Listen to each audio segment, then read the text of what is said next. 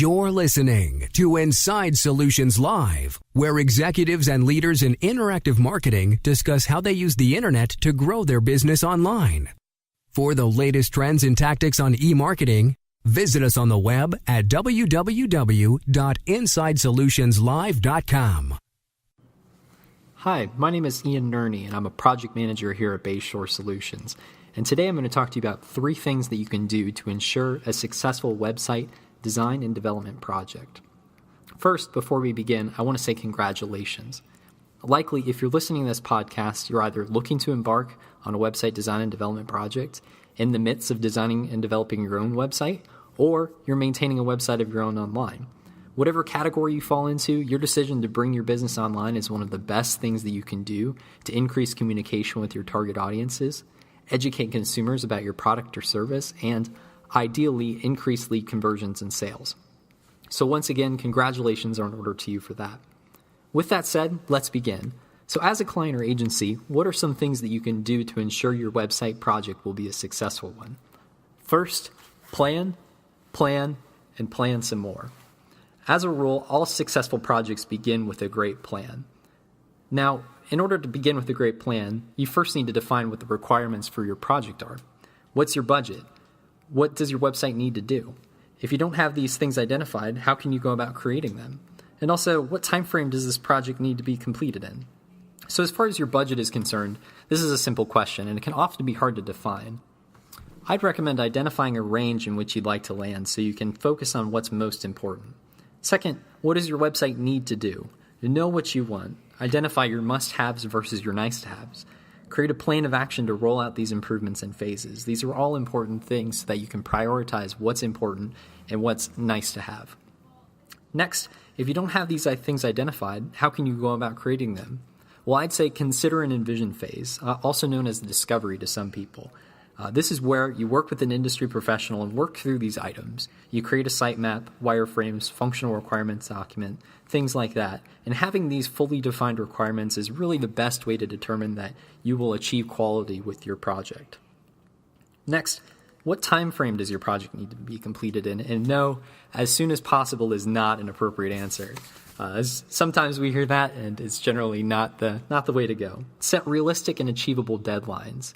Keep the amount of work in mind required. If you have 6 months of work, obviously that work cannot be done in 2 or 3 weeks.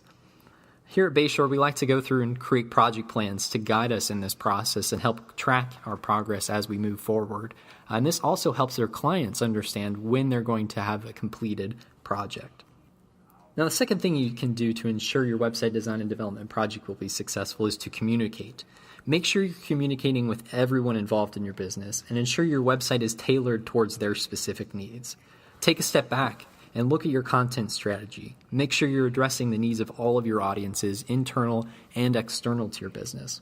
Also, if anything needs to change, talk through your vision sooner than later. It's usually much easier to make that change early on in the project than when you're almost complete, both time-wise and cost-wise.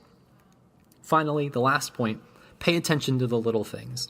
Consider who's going to write your content and what's going to be your ongoing content strategy, your imagery, your videos, who will be managing the website. These 4 things are very crucial. So as far as your content goes, who's going to be writing it? And also, what are they going to be writing? Who are they going to be writing for? What are your target audiences? These are all important things to understand when going and creating your content strategy. Second, as far as images go, make sure you're not using licensed images. I know that's certainly a no-brainer, but we want to make sure that you're not getting caught in copyrighted material, stealing copyrighted material. Next, video and multimedia. Who's going to be creating that? And what are you going to be creating it about? These are useful tools that we use online, and we want to make sure that you have that in mind.